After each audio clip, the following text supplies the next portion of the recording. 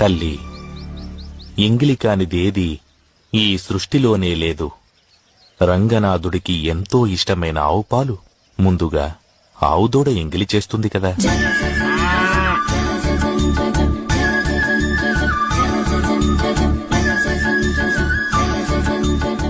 పంచామృతాలలో ఒకటైన తేనెను తేనెటీగలు ఎంగిలి చేస్తాయి కదా.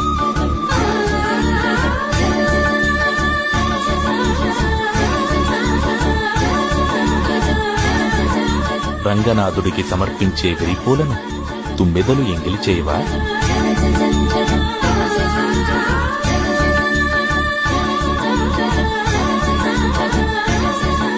చివరికి శ్రీవారికి ఎంతో మడితో అభిషేకించే కావేరీ జలాలను చేపలు, ఇతర జలచరాలు ఎంగిలి చేయకుండా ఉంటాయా చెప్పు?